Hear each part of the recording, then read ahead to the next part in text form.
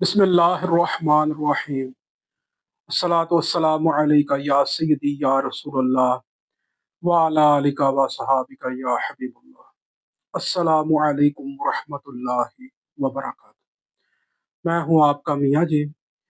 आज हम बहुत ही एक ऐसे रूहानी, नूरानी मौजू के ऊपर बात करने लगे हैं कि जिससे आपकी तमाम जो दुआएं हैं वो कबूल होंगी। आखिर दुआएं किस तरह से कबूल हों कि हमारी हर दुआ हमारी कबूल हो। और आखिर हमारी दुआएं कबूल क्यों नहीं होती? दुआ कबूल हो इसके लिए हमें क्या चीज़ पढ़नी चाहिए कि हमारी जो दुआएं, हमारी जो मुश्किलात हैं, जो हम अल्लाह रब्बुल आलमीन की बारगाह में अपने लिए दुआ मांगते हैं, उस दुआ में हमारी मुश्किलें नरम हो, उन मुश्किलात में नरमी आए और हमारे लिए एक वसीला निकले। चाहे आप कितने भी परेशान हैं, आज ये आपके लिए मैं एक तोहफ़ा लेके आया रूहानी। अल्हम्दुलिल्लाह आज तक मैंने जितनी भी वीडियो मैंने डाली है, वो तमाम तर वीडियो मेरे तजर्बात, मेरे तजर्बे से अल्हम्दुलिल्लाह गुज़री हुई है। ये ऐसी वीडियो नहीं है कि मैंने देख ली और मैंने फटाफट जो है आप लोगों को बता दी। ये वही तमाम अमाल है, ये वही तमाम जो है अपना चीज़ें हैं, आयतें हैं, सूरतें हैं, इसमें आज़म है जो मैं लोगों को देता हूँ। आज हम बात जिस आयत की हम कर रहे हैं वो सूरत हूद आयत नंबर 61 के आखिर में ये आती है, इन्ना रब्बी करीबुम मुजीब, इन्ना रब्बी करीबुम मुजीब। इस आयत के इंतहा के फायदे हैं और इस आयत को पढ़ने से आपकी जो दुआएं हैं वो कबूल होना शुरू हो जाएंगी। लेकिन अब इसको पढ़ना किस तरह से है? आखिर रूहानी दुनिया का कानून क्या है? देखिए, एक बात हमेशा याद रखिए,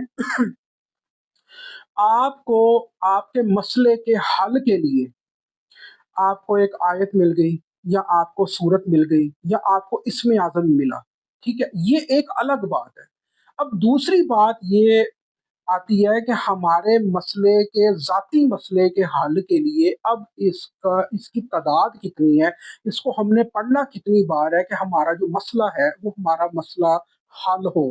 ऐसा तो नहीं है कि आप इस आयत को 100 बार पढ़ लो या 40 बार पढ़ लो या कितनी मर्तबा पढ़ लो। इस तरह से ये बेतुकी और ये तुक्केबाजी रूहानियत में नहीं चलती। ये एक कानून है, रूहानी दुनिया का एक कानून है, जिस तरह हमारी दुनिया का एक कानून है कि अगर आप जुर्म करते हो तो उसकी सजा आपको मिलेगी।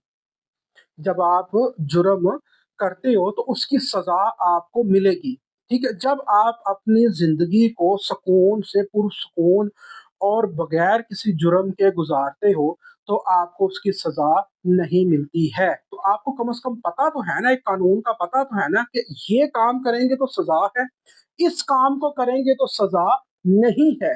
इसी तरह से रूहानी दुनिया का भी बेटा एक कानून है कि वो हमें बताता है कि इस तरह से पढ़ोगे तो इसका इतना फायदा होगा, इस तरह से नहीं पढ़ोगे तो इसका इतना फायदा नहीं होगा। यहाँ तक आपसे बात करता हूँ कि अगर आपने किसी चीज का 50% अगर फायदा लेना है, 50% अगर आपने उसका फायदा लेना है तो उसका कानून अलग है। अगर आपने 100% फायदा लेना है उसका कानून अलग है। और अगर आपने सिर्फ वो स्वाब लेना है तो उसका कानून अलग है। क्योंकि ठीक है, अगर आपने इसका स्वाब लेना है तो जिस तरह से लोग एक दूसरे को बोलते हैं जी कि मैंने तो इसको जो है ना 300 मरतबा हर नमाज के वक्त पढ़ता हूँ या 100 मरतबा पढ़ता हूँ, तो भाई आप भी पढ़ो। तो फिर आप पढ़ते रहे, उसका तो स्वाब है। लेकिन जो मसला है, हमारा जो मसला है वो किस तरह से हल होगा, उसका कानून क्या है? तो उसके कानून के तहत जब तक हम लोग नहीं चलेंगे, रूहानी कानून के तहत, तब तक हमारा मसला जो है वो हल नहीं होगा। याद रखें, हर चीज का कानून है, हमारी दुनिया का भी कानून है, रूहानी दुनिया का भी कानून है, कुछ इबादतों का भी कानून है, कुछ इबादतों के अदबो लिहाज हैं, अदबो तकाजे हैं, अदब है। کہ आपने किस तरह से कौन से मसले पे बैठना है, किस जगह पे आपने बैठना है, क्या चीज़ आपने पढ़नी है, किसके लिए आपने पढ़ना है। रूहानियत को कम से कम पता तो चले कि मुझे पढ़ने वाला कौन है, मुझे पढ़ने वाला कौन है, मुझे समझने वाला कौन है। एक चीज़ हमेशा आप याद रखें, आप कोई भी चीज़ पढ़ें, दुनिया की कोई भी चीज़ आप पढ़ें, उसका मीनिंग आपके दिमाग में होना चाहिए। अगर आप या रज़ाक को पढ़ रहे हो, तो उसका जो मीनिंग है कि अल्लाह मुझे रिज़्क दे, ये रिज़्क की आयत है, ये रिज़्क का इस्म आज़म है। तो इसका जो मीनिंग है वो आपके दिमाग में होना चाहिए कि ये रिज़्क का है। तो तब आपको उसका मुकम्मल फ़ायदा होना शुरू हो जाता है। ऐसा नहीं है कि आप एक आयत पढ़ रही हैं और आपको उसका मीनिंग ही नहीं पता। उसका मीनिंग क्या है, उसका मायने क्या है, उसका तर्जुमा क्या है, उस आयत शरीफ का तर्जुमा क्या है, वो आपके ज़हन में होना चाहिए। तब ही उसका मुकम्मल फ़ायदा और खुल के फ़ायदा आपको होगा। कि कम से कम देखिए, रूहानियत के कई एक मनाज़िल हैं, कई एक मंज़िलें हैं। पहली मंज़िल तो ये है कि पढ़ कौन रहा है, ठीक है? पढ़ कौन रहा है? जो पढ़ रहा है बिलाल साहब। और उसके बाद अगर उसका तर्जुमा आपको पता होगा तो आपकी रूह तक जो है उसके अंदर मशगूल हो जाएगी पढ़ने में, कि आपको इसका पता होगा। जैसा कि ये आयत इन्ना रब्बी करीबुम मुजीब, इसका एक तर्जुमा है। इसका तर्जुमा क्या है? आप कुरान खोलें, आपको पता चलेगा कि बेशक मेरा परवरदिगार मेरे करीब है, मेरी दुआएं कबूल करने वाला है। इन्ना रब्बी करीबुम मुजीब। तो जब आपको इसका तर्जुमा पता होगा और फिर आप इस पुरानी आयत को पढ़ेंगे तो उसका जो ज़्यादा आपको फ़ायदा है वो खुलकर सामने आएगा। तो रूहानियत की मंज़िलें हैं। पहली मंज़िल तो ये है कि आप अपनी ज़ुबान से जो इस्म या आयत या सूरत आप पढ़ रहे हैं, पहली तो शर्त ये है कि आप उसको अपनी ज़ुबान से पढ़ें। उसके बाद इसको आपकी अपनी जो इंसान की ज़ाती रूहानियत है, इंसान की जो रूह है, इंसान की जो अपनी रूहानियत है, उसकी रूहानियत के साथ आयत की रूहानियत का जुड़ना ज़रूरी है। यानी कि जो रूहानी वज़ीफ़ा आप पढ़ रहे हैं, उस रूहानी वज़ीफ़े की जो रूहानियत है, जो आप नूरानी वज़ीफ़ा कुरान शरीफ का वज़ीफ़ा पढ़ रहे हैं ना, उसकी रूहानियत आपकी रूहानियत के साथ जुड़ना लाज़मी है, तभी आपकी दुआएँ या वो वज़ीफ़ा कबूल होगा। अब ये किस तरह से मुमकिन है? ये किस तरह से मुमकिन होगा कि हमारी जो रूहानियत है, वो आयत की रूहानियत के साथ जुड़ जाए। जब तक ये 2 रूहानियत आपस में नहीं जुड़ेंगी, तब तिकर आपके पढ़ने का कोई फ़ायदा नहीं है। तीसरी भी रूहानियत है, उसका जुड़ना इन 2 रूहानियत की तरह ही अहम है। और वो तीसरी रूहानियत है, भाई आप किस लिए बेटा आप किस लिए दुआ माँग रहे हो? आपका मकसद क्या है?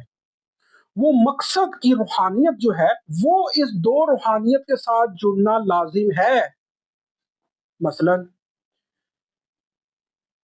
शादी हो जाए, जो शादी का अदद है, जो शादी की अपनी रूहानियत है, वो इस रूहानियत के साथ जुड़ना लाज़िम है। जब ये 3 रूहानियत आपस में जुड़ जाएगी, उसके बाद ये वज़ीफ़ा बन जाएगा आपकी ज़ात का ज़ाती वज़ीफ़ा, तभी तो आपको फ़ायदा होगा। एक घर में मैं अक्सर अपनी वीडियो में एक बात कहता होता हूँ कि एक घर में अगर 4 भाई हैं, तो चारों की किस्मत, चारों का नसीब एक जैसा नहीं है। नाम मुख्तलिफ है, माँ का नाम एक है। अगर माँ का नाम एक है और नाम मुख्तलिफ है, तो ये आयत अगर आप चारों भाइयों को 100 मरतबा पढ़ने के लिए दोगे, तो उन चार हो सकता है कि उन चारों का मसला ही हल ना हो। हो सकता है कि एक का मसला हल हो और 3 का मसला हल ना हो। आखिर वजह क्या है? आखिर इसमें वजह क्या है? 3 का मसला हल क्यों नहीं हुआ? क्योंकि आप उन चारों भाइयों को एक ही जगह पर खड़े कर रहे हो। हो सकता है कि एक की नसीब में या एक की रूहानियत जो है वो एक्टिवेट 200 बार पढ़ने में हो, एक की 500 मरतबा पढ़ने में हो, एक की 1000 मरतबा पढ़ने में हो और एक की सिर्फ 40 मरतबा पढ़ने में रूहानियत जो है या उसका जो मसला है, उस मसले की जो रूहानियत है वो एक्टिवेट हो जाए।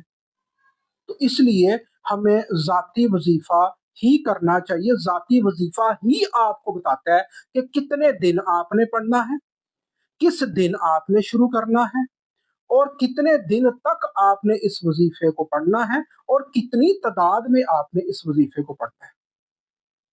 جب تک آپ کو یہ پتہ نہیں ہوگا، یہ ایسے ہی ہے جیسا کہ میں آپ کو سمجھانے کی کوشش کرتا ہوں، آپ ذرا سمجھیں کہ آپ نے وظیفہ کس مقصد کے لیے پڑھنا ہے۔ اگر آپ کو مقصد ہی یاد نہیں ہوگا تو وظیفہ پڑھنے کا کوئی فائدہ نہیں۔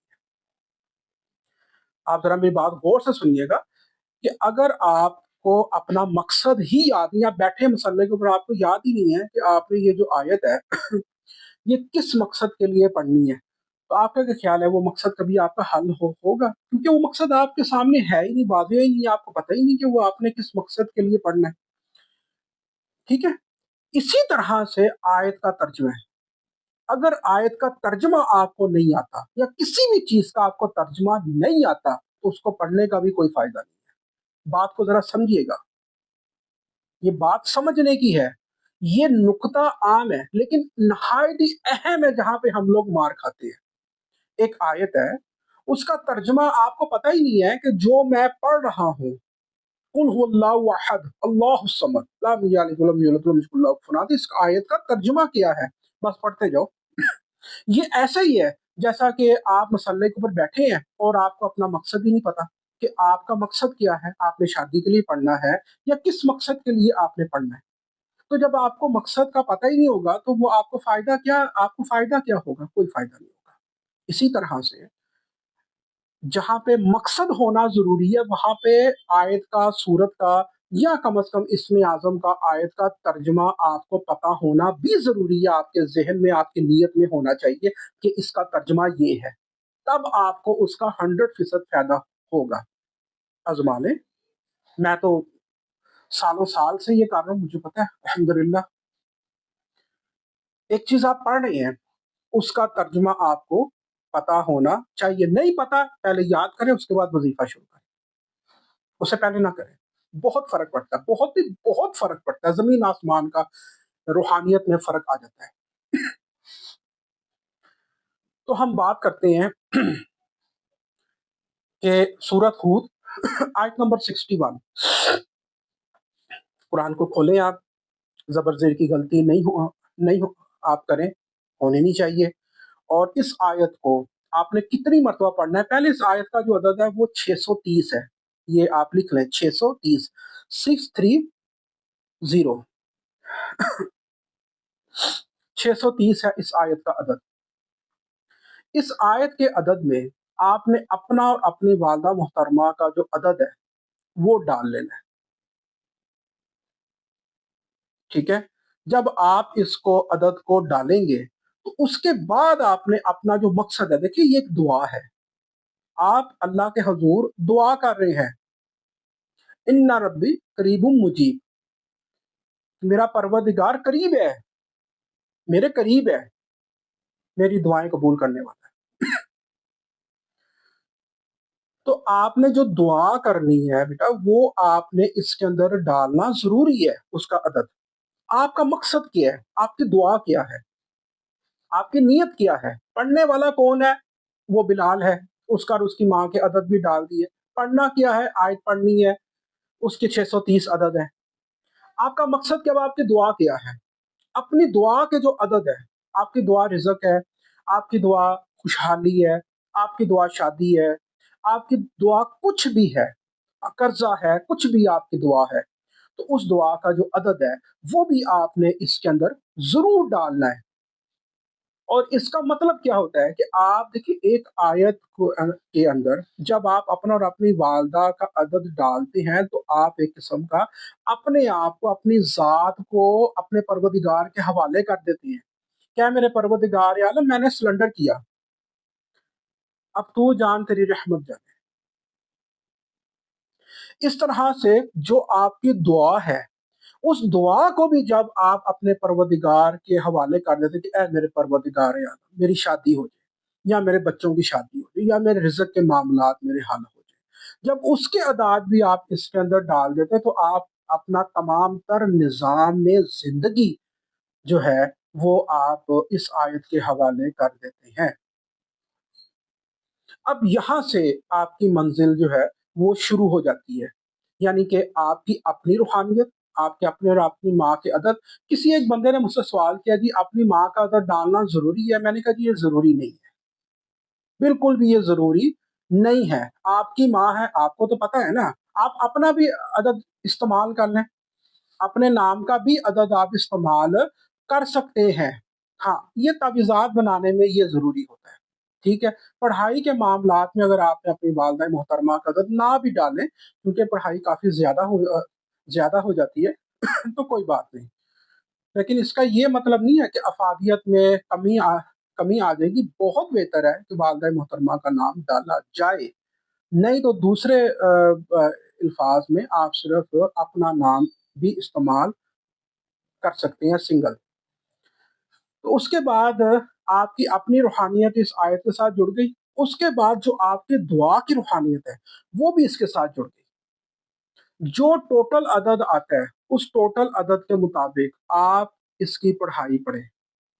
جو ٹوٹل عدد ہوگا اس کا 1 ڈیجٹ کر لیں، اس کا 1 ڈیجٹ جتنا بھی آئے، 6 آئے، 7 آئے، 9 سے تو نیچے نیچے ہی ہوگا یا 9 تک ہوگا، جتنے بھی آئے اس کو اتنے ہفتے تک آپ کو اس وظیفے کو پڑھنا چاہیے. ایک ٹائم رکھیں اور ایک ٹائم آپ نے اس وظیفے کو پڑھنا ہے، اور جتنے اس کے ٹوٹل عدد آئیں گے اس ٹوٹل عدد کو 7 سے تقسیم کر لیں. جب آپ اس کو 7 سے تقسیم کریں گے تو جو بچے گا وہ آپ کا دن ہے کہ اس دن سے آپ نے اس کو شروع کرنا ہے. اتوار سے پہلا دن شروع کر لیں، پہلا، پیر دوسرا دن، اس طرح یہ نمبر آپ دیتے جائیں. اس کے بعد اس کو کس ٹائم یا کون سا ٹائم ہم رکھیں کہ ہماری جو دعائیں ہیں وہ قبول ہو، یہ میں آپ کو ذاتی بتا رہا ہوں آپ کا. تو اس کے لیے ضروری ہے کہ 5 نمازیں ہیں اس کو 5 کے ساتھ تقسیم کریں. جو ٹوٹل عدد ہے اس کو 5 کے ساتھ تقسیم کریں. جو نیچے بچے گا، اگر 1 بچے تو فجر ہے، 2 بچے تو ظہر ہے، 3 بچے تو عصر ہے، اتنا تو آپ کو پتہ ہے، 4 بچے تو مغرب ہے، اور اگر 5 بچے تو عشاء ہے. اس ٹائم پہ آپ اس کو شروع کر لیں، اس ٹائم پہ آپ اس کو شروع کریں. انشاءاللہ العزیز اللہ کے فضل و کرم سے کوئی وجہ ایسی نہیں ہے کہ آپ کی جو دعائیں ہیں وہ قبول نہ ہو. کسی بھی قسم کا مسئلہ، کسی بھی قسم کے مسائل سے آپ گزر رہے ہیں وہ آہستہ آہستہ حل ہونا شروع ہو جائیں گے. اب بات کرتے ہیں کہ اس سے بہتر ہم کیا کر سکتے ہیں. چاند کی پہلی کے بعد آپ نے شروع کرنا ہے. اب تو خیر چاند کی آخری ڈیٹیں وغیرہ جو ہے چل رہی ہیں، آخری اشرا اس کا.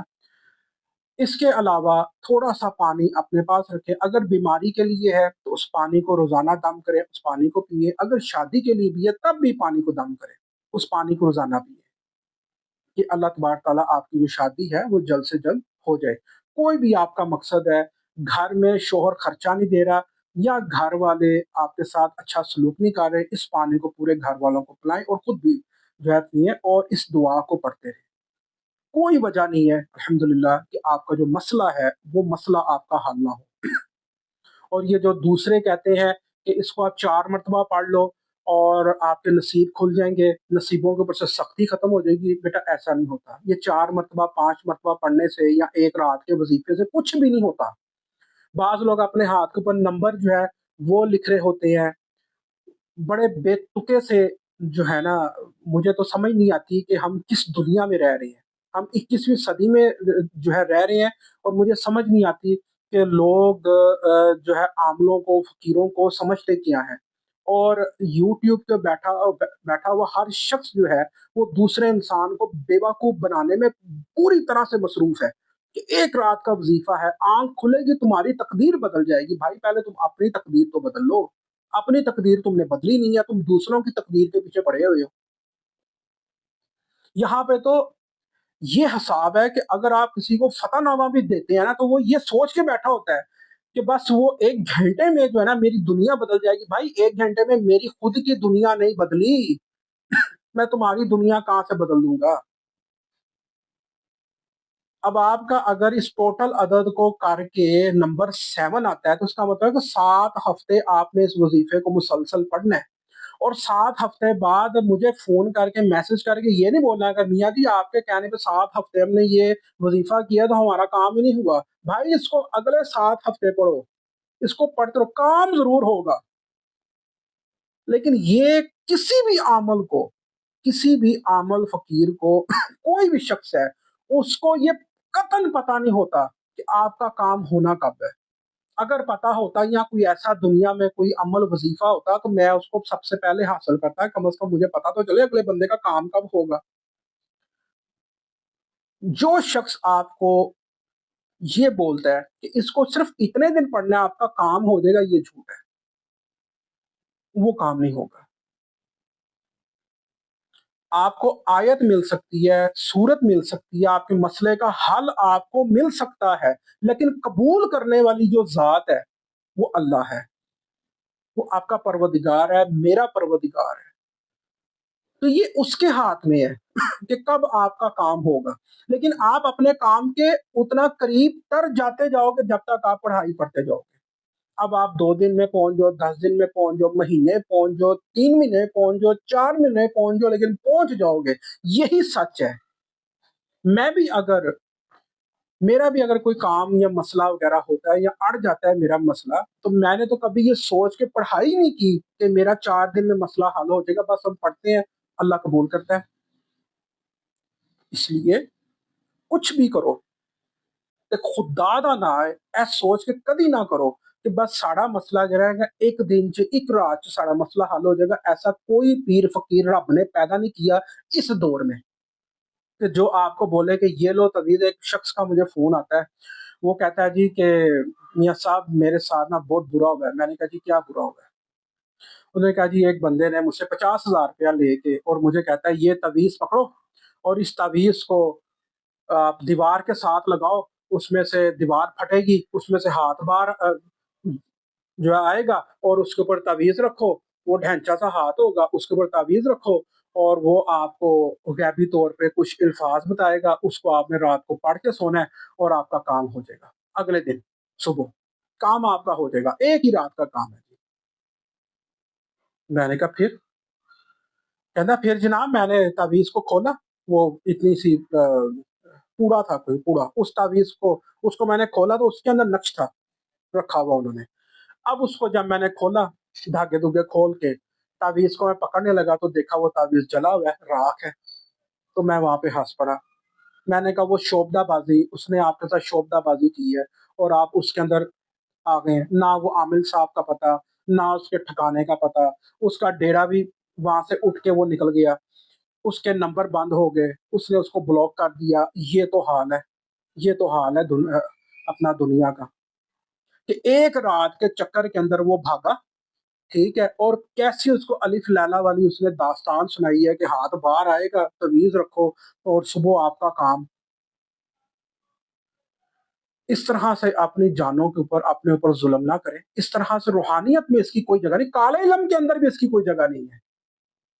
یہ جو کالے علم کے چکر میں لوگ، ایک بندے کا مجھے فون آتا ہے، وہ کہتا ہے جی آپ کالا علم نہیں کرتے؟ میں نے کہا جی میں بالکل بھی ایسا کام میں نہیں کرتا ہی نہیں ہوں، میں کہ یہ حرام ہے، کرنے والا بھی اور کروانے والا، میں کہ دونوں دائرہ اسلام سے فارغ ہے، میں کہ یہ آپ نے ذکر بھی نہیں کرنا۔ کہتا نہیں وہ نوری جو ہے نا اس کو پڑھنا بہت پڑتا ہے۔ کتنی غلط فہمی ہے۔ دیکھیں پہلی چیز تو یہ کہ اس غلط فہمی کو دور کریں کہ آپ وظیفے کو پڑھتے ہو، یہ آپ کی غلط فہمی ہے۔ یہ اللہ کا کرم ہے کہ جو آپ سے وظیفہ پڑھواتا ہے، یہ اللہ کا کرم ہے کہ آپ کو توفیق دی ہے کہ آپ اس کی بارگاہ میں بیٹھ کے دعا کر سکو۔ یہ تو سراسر ہی غلط ہے کہ جی ہم نے اتنے وظیفے پڑھے ہمارا کام نہیں ہوا۔ بھائی آپ ہوتے کون ہو اتنے وظیفے پڑھنے والے؟ آپ کی تو کوئی اوقات نہیں ہے۔ یہ اللہ کا کرم ہے، اللہ کا فضل ہے کہ اس نے آپ کو یہ توفیق دی کہ اے میرے بندے بیٹھ میری بارگاہ میں اور کر میرا ذکر۔ اب وہ آپ کے پروردگار کی مرضی ہے کہ وہ کتنی دیر اپنی بارگاہ میں آپ کو بیٹھنے کی توفیق دیتا ہے۔ آپ شکر کریں، آپ کے پروردگار نے آپ کو بیٹھنے کی توفیق دی ہے۔ آپ کو تو اٹھنا ہی نہیں چاہیے وہاں سے، آپ تو پڑھتے رہو اللہ کی بارگاہ میں۔ اس لیے خوشنودی کے ساتھ اور یہ بھول کر کہ ہمارا مسئلہ حل کب ہوگا، مسئلے حل ہو جاتے ہیں اب روحانی قانون بھی ہے، کچھ تجربات بھی ہیں کہ کم از کم 40 دن تو کم از کم آپ کو اللہ کی بارگاہ میں بیٹھنا چاہیے وظیفے کے لیے۔ آپ اس وظیفے کو پڑھیں انشاءاللہ العزیز۔ میری دعا ہے اللہ رب العالمین آپ کی دعاؤں کو جلد قبول کرے، اور آپ میرے لیے بھی دعا کریں کہ میں بھی کسی کے لیے دعا کرتا ہوں یا وظیفہ پڑھتا ہوں تو میری بھی دعائیں جو ہیں دوسروں کے حق میں قبول ہوں۔ السلام علیکم ورحمۃ اللہ وبرکاتہ۔